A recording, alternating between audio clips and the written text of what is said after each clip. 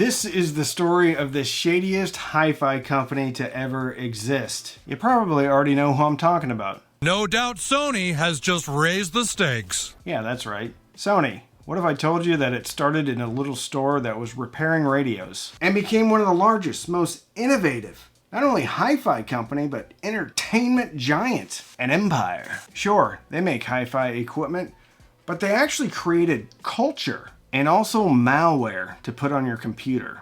But we'll get to that later. So sit down, grab a cup of coffee, and let's talk about the shadiest hi-fi company to ever exist and some of their shenanigans, but also some of their achievements. I'm Scott Noon. I'm the CEO of Audio Advice. My wife was diagnosed with breast cancer when she was 36 years old. And I'm Randy. I'm the Cheap Audio Man, and my wife was diagnosed with breast cancer this year. That's why I'm thrilled to be teaming up with Audio Advice to support this wonderful cause. We're raising money for families with mothers battling cancer through the Helene Foundation. You'll see a link in the description that goes to a raffle page where we have tens of thousands of dollars of really cool headphones, speakers, projectors, you name it. And then Randy and I are going to do a live stream on October 30th where we're going to give it all away. The sad reality is that we all know someone that has battled breast cancer, and this is your opportunity to make an impact on real people's lives. Whether you can give a little or a lot, you're going to make a difference. Sony's first product? That's right, you guessed it. It was a rice cooker. But we have to go back, because Tokyo in 1945 looked like somebody dropped a match on a map. However, amid the rubble, there's a dude. His name was Masura Ibuka. He set up a tiny repair shop inside a burnt-out department store. He was fixing radios for, well, American soldiers that needed radios to be fixed. And he did it by scavenging parts from the dump. Masura was kind of a big brain, but some other guy heard about it and he was, well, another big brain. Akiya Morita. I don't know if there's any relation to Pat Morita, but there could be. It would be a cool story. Let's just assume that he was related to Pat Morita, his grandfather. Just kidding, I can't verify that. He was a young naval researcher with a physics degree. He had some business sense, and more importantly, he had family money that he could invest. The two joined forces, and on May 7th, 1946, they register the Tokyo Shushin Kagyo. Rolls right off the tongue. The Tokyo Telecommunications Engineering Company. Their first invention? That's right, the rice cooker. It was a spectacular failure, but they took a hard left-hand turn and created the Type G tape recorder. They used U.S. military surplus wire to make this thing. It was crude, it was noisy, but it was kind of a sign of things to come. They knew how to fix radios, they knew how to make tape players from garbage. What if they did something else, but smaller? In the 1950s, Masura Ibuka took a chance, bought a plane ticket, flew to the US, and somehow convinced Bell Labs to license their transistor technology to a tiny Tokyo startup. Bell Labs basically said, listen, we'll take your money. Good luck. So the company that would later become Sony, they stuck it into a small rectangle. The TR-55 arrived in 1955. Japan's first transistor radio. They followed that up with the TR-72. And in 1957, the TR-63. It was small enough to fit in your shirt pocket if you had a big shirt. But guess who loved it? American teenagers. Sony provided young people with a way to take their music on the go. There's going to be a theme with that. Anyway, it sold millions, and made in Japan now wasn't such a scary thing. And in 1958, they shortened the name of their company to Sony. Why Sony? A mix of Sonos and Sunny, which they thought at the time was a very common American nickname. That's about as much thought as they put into it. They got hooked on making stuff that people liked, and that was just the beginning of a entertainment empire. And they thought, hey, if our little transistor radio was so popular, why don't we make a whole bunch of other stuff? No doubt Sony has just raised the stakes. By 1960, Sony wasn't just a scrappy startup anymore. They were an empire in training. They launched Sony of America, and guess what else they did? Created the first transistor television ever. The TVA 301. You remember it. And by 1965, the world's first portable video recorder. They're not just copying the West anymore, they're out innovating it. And by 1968, they dropped one of the most famous products they've ever made, the Sony Trinitron television. A color display so good that it won an Emmy. Now, if you owned a Sony Trinitron television, please put it in the comments, because I did, and it weighed about 180 pounds. My 32-inch Sony Trinitron that I bought at the Navy PX survived Hurricane Ivan, about 3 different moves, and finally I just left it on the curb. Multiple people tried to pick it up and could not, and finally somebody brought their buddy, and then somebody took it. It could still be going today. Please put your Sony TV Trinitron story in the comments. Every year Sony was innovating. Tape decks, VCRs, even early home computers. Their philosophy was simple. If it plugs in, we want to make it, and we want to dominate. Sony basically set the standard with every product they made. Everybody else chased them. And by the early 1970s, Sony had money, they had the muscle, and they had the ambition to dominate their next frontier: hi-fi.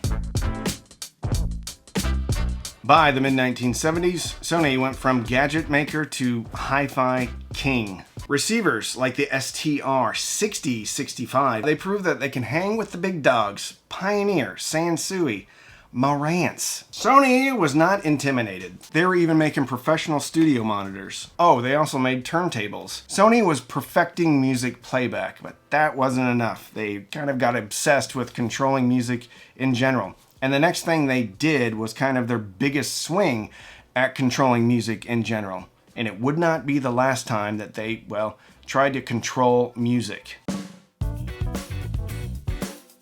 But before Sony went on their pilgrimage to control everything, in 1979 they created something that you probably remember, the Sony Walkman. They took the Pressman, which was a portable tape recorder for, well, you know, press people. Stripped out the mic, put in a stereo head, and voila, the Walkman. An indestructible rubber Sony Sports Walkman? It was a risk. They didn't expect it to sell very well.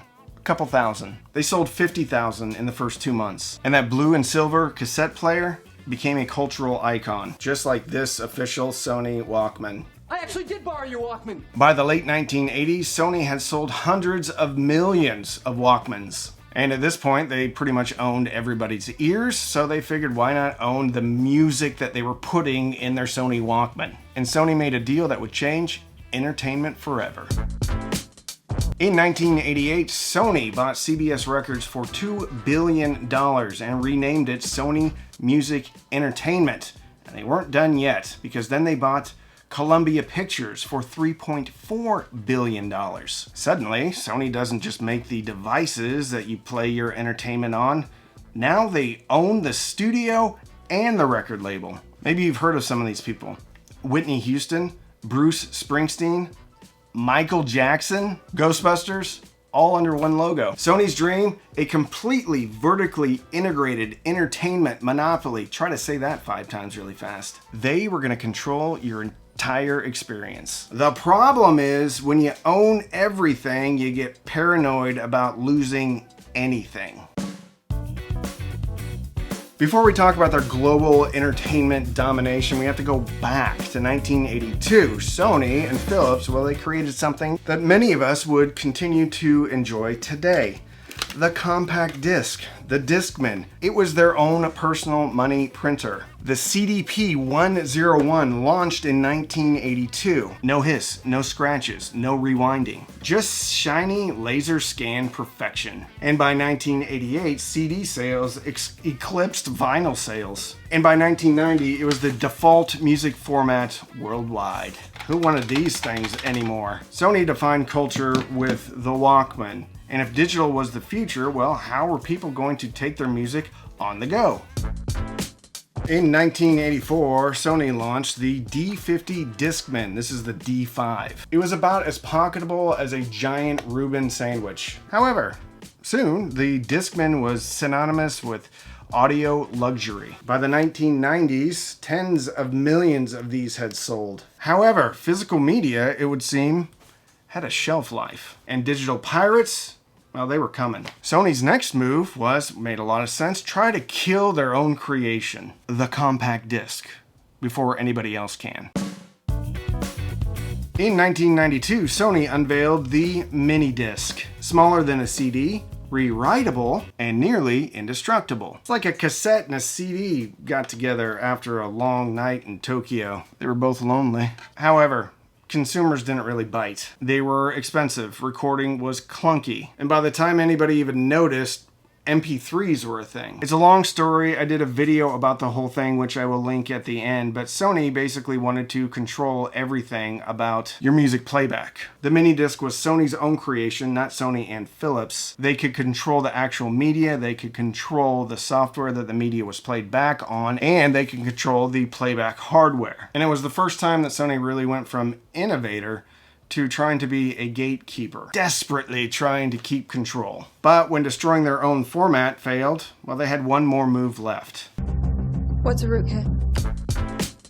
CD sales were exploding, everybody was buying them, so what did Sony do? Well, let's get together with a bunch of other labels and price fix these CDs. What's the worst that could happen? We have to pay a settlement? Which is exactly what happened. You remember it? When we had to pay $18 for a copy of Yanni. I have another video about that too if you want to check that one out. But the takeaway is this. Sony and other major labels got caught, and Sony and other major labels had to pay out a settlement. But the thing was, the settlement was way less than the money that they made from price fixing CDs. So they didn't care. But in 2005, they took things a step further. Everybody was copying CDs at the time.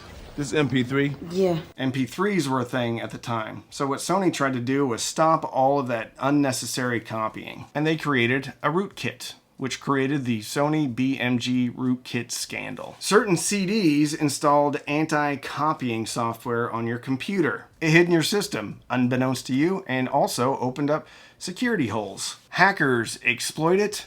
Users riot. Lawsuits pile up. The same company that gave us freedom, music on the go, now becomes the villain of digital control. And by the 2000s, Sony's once shiny empire was falling apart because of greed and paranoia. They started by putting music in your pocket and ended with putting malware in your computer.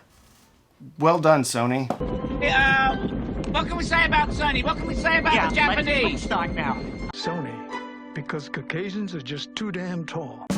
Sony's story is kind of a slow drift from innovation to obsession. The world's first consumer MP3 player shows up in 1988. At the time, Sony was betting on 8-track. It was, well, you guessed it, their own lockdown audio system. The irony was Sony's first real MP3 player didn't show up till 2008, a decade too late. By 2008, Apple had sold millions of iPods. For the first time, Sony wasn't leading, they weren't innovating. They were chasing. Their corporate identity for the last 3 decades was innovating. However, another division pops up and it becomes the pole that the Sony flag is flown upon. First, there was PlayStation, aka PS1. The PlayStation, released in Japan on December 3rd, 1994, and later in North America, it was built on CD media. And now that failing music format becomes the transport for their gaming empire. It becomes a cultural juggernaut. Over 100 million units sold, and they were finally getting their dream, a first-party software giant. Complete control and a cash cow. But that success also shifted Sony's center of gravity. And the audio division, well, it's not their flagship anymore. It's just a sidekick. TVs, phones, cameras, audio all became secondary to the PlayStation. The only good thing finally forced them to basically abandon the control that they tried to have over the music industry. And their audio comeback was humble, surprising, and cheap. This, my friends, one of my favorite speakers of all time, the Sony SSCS5. In 2014, Sony releases this, an ultra cheap bookshelf speaker. Modest, affordable, and genuinely awesome for the price. And they sold like crazy. Still to this day, one of my de facto recommendations for an affordable speaker. And they just redid it with the Sony SSC S5 Mark II, and they're even better. And while it didn't cover up every bad thing they did, Sony seemed to be embracing that there was still a place in audio for them. It was just affordable because they were finally just making stuff that people wanted at a great price. And the weird Sony story when it comes to audio is a bit of a paradox because it doesn't end with dominance, it ends with a compromising paradox. Nobody can argue with what Sony's done. They didn't create just audio devices, they created culture. They literally invented portable music. And the irony is, without the Walkman, there wouldn't have been an iPod. Apple didn't really invent anything new, they just out-Sony'd Sony. Same playbook, same dream, same logic. And at that time, Sony was everywhere. And it was really their first mistake. This video, shot on a Sony camera. Sony's ability to make great products has never been in question. It's their business practices that get pulled into question. They make people actually question reality. And it's kind of deja vu all over again. The headlines from their gaming division kind of feel like they're ripped straight out of 1999. Just replace CDs with PlayStation. Piracy with subscriptions. Sony kind of is the entertainment world's evil empire. Every time they build a entertainment Death Star, music, movies, formats, games, somebody eventually drops a photon torpedo down a exhaust port and blows up the entire thing. However, Sony refuses to die. They just build another Death Star. They lose music, they dominate gaming. Lose gaming, take over cameras. Lose cameras, go back to audio and drop a $150 awesome speaker. Love them or hate them, Sony ain't going nowhere. Because whether you like it or not, the only reason you're watching this video is because I'm talking to you through a Sony product. So maybe the devil you know actually still cares about music. Just don't put that old Neil Diamond CD in your PlayStation. Or maybe do, because maybe that rootkit from 2005 will unlock backwards compatibility. What about you? What is your experience with Sony? Love them, hate them, or both? Drop it down in the comments. I want to hear your story. If you like this video, please check out the Sony rootkit scandal right now and the Sony price fixing scandal right here. Thank you so much for watching.